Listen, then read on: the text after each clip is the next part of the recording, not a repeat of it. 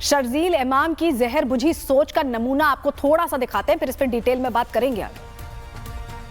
पहले भी शायद अर्ज कर चुका हूँ, 5 लाख लोग हमारे पास हो ऑर्गेनाइज्ड, तो हम हिंदुस्तान और नॉर्थ ईस्ट को परमानेंटली कट कर सकते हैं। पर हम परमानेंटली नहीं तो कम से कम 1 महीने के लिए तो कट कर ही सकते हैं। मतलब इतना मवाद डालो पटरियों पर, रोड पे, उनको हटाने में 1 महीना लगे, ठीक ही नहीं।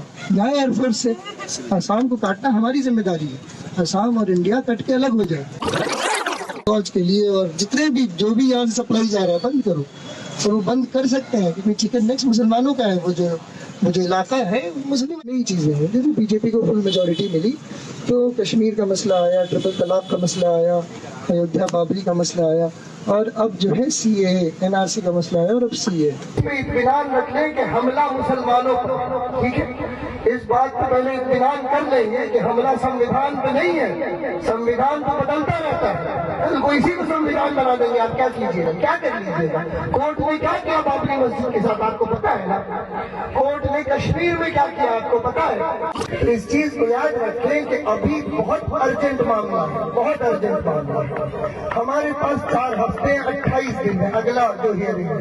अगले हियरिंग तक सरकार को छोड़ो, कोर्ट को इसकी नहीं याद आ जाए। ये आपकी जिम्मेदारी, कोर्ट किसी का नहीं है। आपको लगता है कोर्ट आपका हमदर्द है? आपको ऐसा लगता है?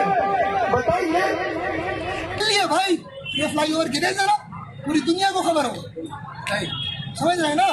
और तीसरी चीज, भैया लाठी खाने से न डरे। बिल्कुल बिल्कुल। अगर किसी का हाथ टूटा है तो अलग बात है, कोई का पैर टूटा है तो अलग बात है। गर्दन कटेगी, लाठी खाने से न डरे। एयर गैस से किसी को एलर्जी हो सकती है तो भागे, सही बात है। लाठी से एलर्जी ना समझे, लाठी 2-4 तो पड़ेगी, लाठी खाने की कला भी सीख लें, समझ रहे हैं ना? इस तरह कम चोट पड़े, इम्पैक्ट कम हो, पहन के क्या आना चाहिए, समझ रहे हैं? एक पट्टा हो बीच में, जब तक ये सब नहीं करेंगे हाँ भाई, जब तक ये सब नहीं करेंगे तो सारा बेअसर रहेगा। ये चिंगारी कहाँ जाएगी, आज कैसे लगेगी? सुना आपने, और सोचिए ये तो कुछ अंश है उसके भड़काऊ बयान का जो हमने आपको सुनाया है। शर्जील इमाम का एक एक सबूत हम प्रहार में आपके सामने रख रहे हैं। उसकी बातों से उसके मंसूबे साफ होते हैं, और यही वजह है कि आज पूरा भारत रिपब्लिक भारत के साथ कह रहा है कि ऐसे नापाक इरादों वालों का मंसूबा ये भारत देश कभी पूरा नहीं होने देगा। भारत में उनका मंसूबा कभी पूरा नहीं होगा। भारत की मिट्टी में संस्कृति के साथ जुड़ा हुआ महक है।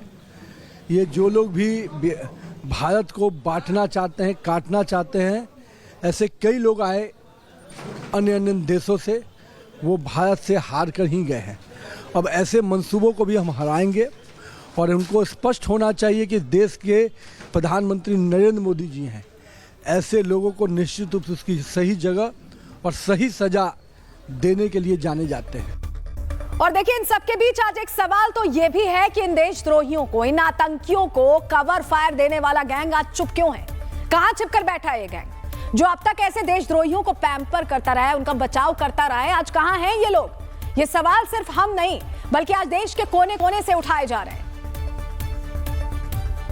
मानवता के दुश्मन है, और जरा सी भी अगर इनके प्रति उदारता या उदार दृष्टिकोण अपनाया, वो एक बड़ी भयावह स्थिति उत्पन्न कर सकता है। इसका पुराना इतिहास और इनके परिवार का पुराना इतिहास, परिवार की मैं बाद में बात करूंगा, लेकिन इनका एसोसिएशन जो प्रतिबंधित एससीमी था, student Islamic movement of India, और इसके अलावा चरमपंथियों के साथ इनके जो संबंध हैं वो जग जाहिर है, और इनको जमानत देना जनहित के बिल्कुल औचित्यपूर्ण नहीं है। और मैं उम्मीद करता हूं जिस जोर शोर से सारे तथ्य माननीय सर्वोच्च न्यायालय के सामने प्रस्तुत किए गए हैं, उससे ये बिल्कुल स्पष्ट हो जाता है कि जनहित में इसका जेल की सलाख के पीछे ही रहना औचित्यपूर्ण है। और मुझे पूरी उम्मीद है कि माननीय सर्वोच्च न्यायालय हमारे साथ, देश के साथ न्याय करेगा। फिक्स हो चुका है। ये आवाज केवल और केवल शर्जील इमाम की थी, उसने एक गर्दन को एक तरह से हिंदुस्तान की काटने की कोशिश की थी। बताया था कि यदि इस नेक को काट दिया जाए, 2 पार्ट में कर दिया जाए, तो आर्मी का पहुंचना वहां तक मुश्किल होगा। हिंदुस्तान को क्लियर कट एक तरह से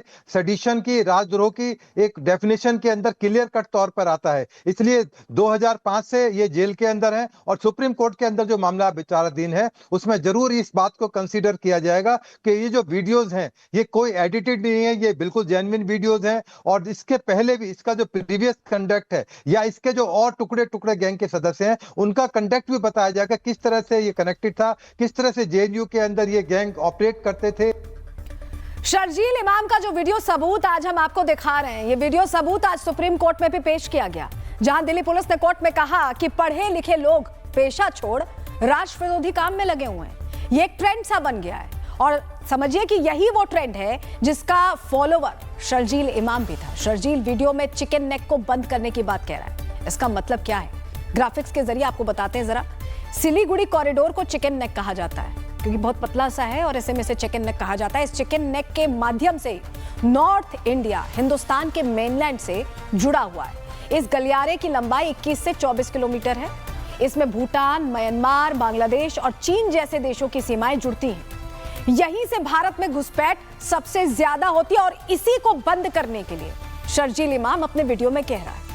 आज सबसे बड़ा दुर्भाग्य तो यह है कि ये शर्जील इमाम जैसे लोग मुट्ठी भर लोगों के दम पर चंद फेंके हुए पैसों के लिए हमारे इतने विशाल देश के अंदर इस तरह की बातें कह पाने की हिम्मत जुटा पाते हैं। आप सोचिए, क्या शर्जील जैसे लोग न्यूयॉर्क में खड़े होकर वॉशिंगटन के टुकड़े करने की बात कर सकते हैं? क्या ये लोग फ्रैंकफर्ट में खड़े होकर जर्मनी के टुकड़े करने का ऐलान कर सकते हैं ऐसे खुल्लम खुल्ला जैसे यहां कर रहे हैं? क्या बीजिंग में खड़े होकर चीन को डिसमेंटल करने की बात करना इनके दम में है? जवाब है नहीं। लेकिन यही लोग भारत की जमीन पर भारत का नमक खाकर भारत को ही तोड़ने की बात करते हैं। लेकिन अब इन्हें बर्दाश्त नहीं किया जाना चाहिए। अब टाइम आ चुका है देश विरोधी ताकतों पर सबसे बड़े प्रहार के।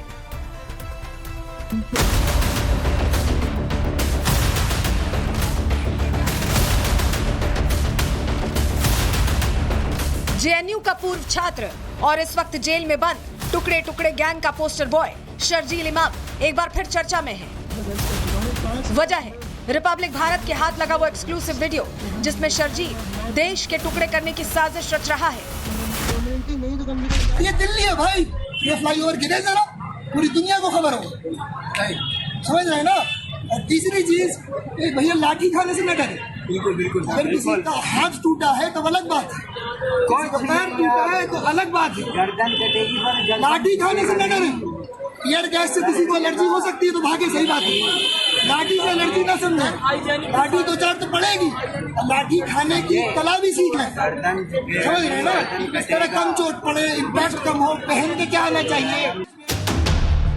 टुकड़े टुकड़े गैंग का ये वही सरगना है जो पहली बार दिसंबर 2019 में सीएए विरोध प्रदर्शनों के दौरान चर्चा में आया था।